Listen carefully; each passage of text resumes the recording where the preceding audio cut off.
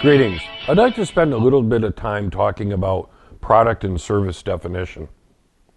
What I find is that when people sometimes talk about their particular product or their particular service, they spend a great deal of time simply focusing on the physical aspects of what they do or the physical dimensions of the product or service, which is important. But I think when looking at defining a product or service, you have to look at both the tangible and the intangible part of this. So one of my favorite stories is a long time ago, not that long ago, but some time ago, I had a client come to mind who was a custom couture. And what a custom couture is he made men's suits. And he made very, very fine men's suits. And when he came to me because he was just having difficulty selling his suit. So I invited him to show me what his process was. And he showed up and he had these wonderful books about materials that come from around the world and fancy custom made buttons and double stitching. And it was all quite impressive. But then I started to ask him, because the reality is that I think most of us could tell the difference between a $150 suit and a $500 suit. But I think many of us, whether we'd like to admit it or not, would have difficulty telling the difference between a $500 suit and a $1,500 suit.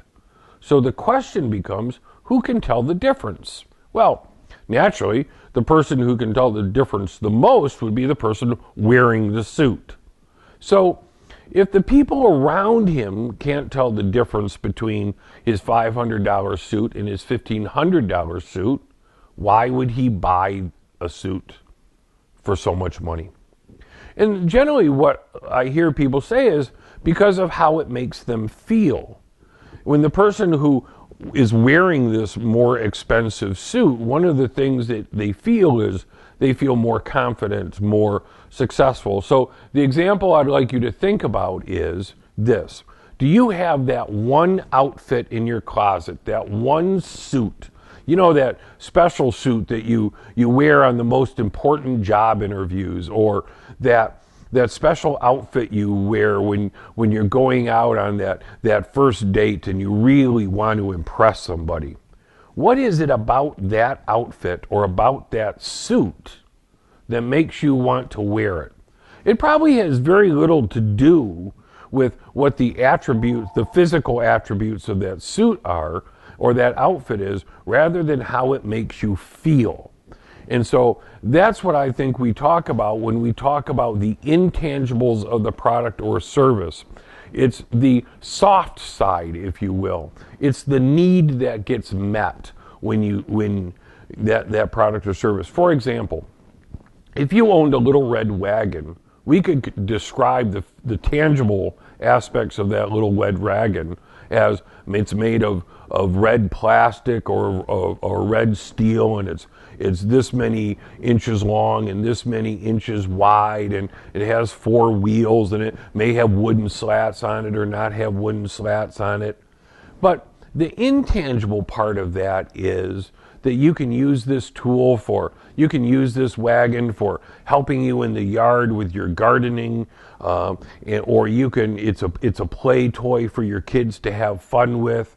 And so what I want you to think about is, what is the need or want that gets met by your product or service?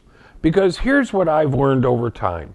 People don't buy what things are, people buy what things mean. So when you are trying to figure out the best way to sell your product or service, or the best way to present your product or service, you need to start by presenting it based on what it means rather than what it is.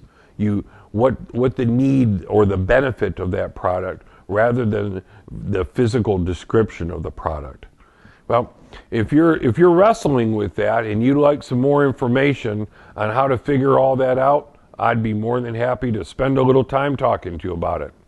Until next time, take care and be well.